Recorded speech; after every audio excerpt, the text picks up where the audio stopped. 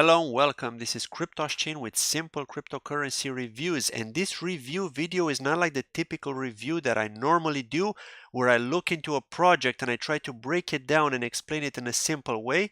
Instead, I'm going to be looking into GitHub, which is the open source code repository for every single crypto project, and of course other types of projects as well outside of the blockchain and cryptocurrency ecosystem, right?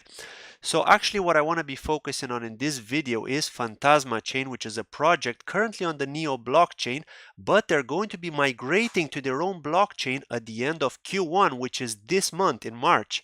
Okay, we haven't actually received any official news from them yet about any of the new functionality which they're going to develop as part of migration to their own blockchain, but in this video, I'm going to be looking through some of the important parts in GitHub for this project to try and kind of break it down and understand what it's all about and what they're going to provide us with. So here, as we can see, we're actually in the Phantasma blockchain section here in the Nexus class. Now, a class actually stores a lot of objects, right? So it can basically store functionality. For example, let's say you've got a car class. So that car class may have like different car colors, car models, things like that. So that can actually be used to link with other classes, right? This is just to explain it in a simple term. So basically, we've got the Nexus class here. Okay, and this Nexus class seems to hold information about how the tokens and the coins are going to function on Phantasma chain, specifically the fuel one, the staking one, and the stable one, right? So we've got three different types of tokens. Well, actually the fuel token, if we see it here, right, it's actually a variable here. It is named at the very top. It's defined. So if we copy this fuel token and we search for the information, fuel token, right, let's go and look for it. And here we can see that the fuel token symbol is actually ALMA. So this is like the ticker symbol, right, on the blockchain. And the fuel token name is called Phantasma Energy. And we can see that the decimals are going to be limited to 10. And then that pretty much tells us that the fuel token is going to be kind of like gas is to Neo, right? Or ontology gas ONG is to ontology, right? And also if we look at the staking token, so at the top, remember we had three different types. We had the fuel token, we had the staking token, and the stable token. So the staking token is going to be Phantasma Stake, and it's called SOL, right? That's the ticker symbol. So Phantasma Stake is the token name, or the coin as you may call it, because it's actually on the Phantasma blockchain. It's no longer on the Neo blockchain. So it should be a coin. I don't know why they called it a token here. Maybe it's just the internal programming language name, but it should be a coin. So SOL is going to be the primary coin, which is going to be the staking one. And it's going to be named Phantasma Stake. Okay, maybe to the public it's going to be called different. So again, this is GitHub. So things in GitHub don't necessarily mean that this is how they're going to be in the graphical user interface or the wallet or even the blockchain explorer. So just keep that in mind to keep it simple. Okay, so Phantasma Stake is going to be the main coin, which you're going to need to hold in order to generate ALMA, which is the Phantasma Energy. Okay, and actually ALMA in Spanish means soul. So these two names kind of correlate with each other, right? And then we've got the stable token, right? Phantasma dollar. So we have seen an article from Phantasma chain in which they actually discuss stable tokens and that they want to introduce them in the Phantasma app because they believe that stable tokens offer people that kind of security that the volatility of the crypto market isn't going to affect the price. So Phantasma dollar is going to be called SUS. That's the ticker symbol as we can see it here, and the token decimals are going to be 8. That's how much it can break down to. So yes, this is pretty much all we've got here. We don't have too much more information, but the other thing I wanted to talk to you about is Neo, Ethereum, and EOS. So we can see that they've actually got 2 token root chain creations here for these 3 blockchains. So we can see that they're probably going to go live with Neo, Ethereum, and EOS support in terms of blockchain support, right? So basically any dApps on these 3 blockchains will be able to integrate into Phantasma. This is my understanding. Okay, so that's that about the Nexus class. Let's actually talk about the Nexus contract class. So this is quite interesting as well because the Nexus contract class is pretty much telling us that the smart contract, the main smart contract on the Phantasma blockchain is going to be called Nexus, okay, where those 3 tokens are going to be on, which is going to be Sol, ALMA, and SUS, the stable token. So here we can see different functionalities as well. For example, the staking token symbol, the fuel token symbol. So here we can see more in-depth breakdown of what the functionalities of these tokens are going to be, as we can see, because they are actually as part of this class and they're part of this smart contract.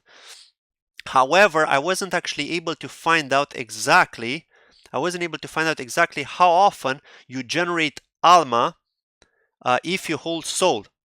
But if we go to the energy contract class, right, the energy contract is the Phantasma energy, which means the staking functionality, okay? We have found that there's an energy ratio divisor, and that's 100. So this means that they're going to be dividing the number of Sol you hold by 100 to generate ALMA. So if you hold 1000 Sol, you will generate 10 ALMA because it gets divided by 100. This was actually higher. This was actually 500. So that meant that you obviously get less. But now we know you're going to get more ALMA than before. However, I was not able to break down or find out, looking through the different classes, how often this is generated. We don't know if this is going to be once every 24 hours. If it's going to be once every 5 minutes. I think every 5 minutes is a bit too much. It may be every 24 hours because, again, it's quite a lot. We don't know what the price of this ALMA token is going to be like when it goes to an exchange. I'm guessing they're probably going to get listed on Nash, the decentralized exchange, because that's due to launch at the end of March, on the 31st of March. And at some point in April, they're probably going to list Sol on that exchange, because when they started off, they're not going to list it on there. So yes, it will be interesting to find out what the starting price is going to be for ALMA, to see how much you could actually generate if you hold Sol. Again, this is not financial advice. I'm just breaking down GitHub just to let you know how the functionality is going to be like and what we could find so far. Again, I'm not actually a backend developer, so I've got limited knowledge of C#, but I can read some of the programming aspects here and some of the code looking at it. And yeah, that's pretty much all I wanted to cover in this video. I mean, we don't have too much information. There's some information on the GUI as well, the graphical user interface, but obviously we don't know how it's going to look like. So we just got like some basically stuff like logos and things like that they're going to have in the GUI. But yeah, that's pretty much all I wanted to talk about. Again, just to remind you, this was 500 before. Now it's set to 100 because they made some update recently on the 1st of February. Actually, they made the last update. But before the 1st of February, it was 500. And actually, I do wonder if it's going to change again before they launch. So maybe it's going to stay like that. We don't know. The other thing I wanted to say is I wanted to thank Justin Rivaldo, who's an admin in some of the Neo projects. He's actually an admin of NEP5 token, I believe it's called. That's the name of the group on Telegram. And he actually told me about these things in GitHub. So I just went in as well to look at it in more detail and try to pick up and try to basically understand what's going on and how it's all going to work. Right? So yeah, let's see how what Phantasma give us, because we need more information. This is just basically speculation. We've got some information which we know is going to be true, right? Because they've had this information for quite some time now in GitHub, but they haven't made it public yet, probably because they don't have all the details, or maybe they have all the details but they cannot disclose them until a later point this month. So hopefully sometime later on in March we're going to get some information also about masternodes, because I'm really curious on that. But I think Phantasma Spook, because if we go, before I end this video, I just want to talk a little bit about Phantasma Spook. So if we go to the main Phantasma chain here, we can see there's a Phantasma Spook. Actually, let me go back again, phantasma.io. So Phantasma Spook. This is the Swiss Army knife for Phantasma developers. That's what they call it. So this may actually be the software development toolkit. But I think that this is where they also hold information about masternodes. But I couldn't pick up any information on that. Because even if we look at it here, it actually talks about nodes. It talks about software development kits, APIs, and things like that. So yeah, it looks like Phantasma Spook may have something to do with masternodes. Maybe that will be the name of the nodes. I'm not sure entirely. But yes, we'll have to find out. But yeah, that's pretty much all I wanted to cover in this video. Again, these things could change, so they're not 100% guaranteed, but it's nice to know that we're going to have the fuel token, right? Because many people have been eager to get that. We've seen staking, you know, in more and more projects. So we've seen it for Neo, for Ontology. Now we're going to see it for Phantasma. Of course, there are other projects doing it as well. So that's pretty good, right? Pretty good. So yeah, we'll keep an eye out on that. And if we get any more updates, I will keep you updated. But that's pretty much it. Again, if you're new to my channel, please don't forget to subscribe. I'd really appreciate it. Like the video if you enjoyed it and if you'd like more content like this. Also leave a comment below if you have any sort of questions or if you have anything to add on what I said to this video. If you're a developer maybe and you are able to break down more information than I did.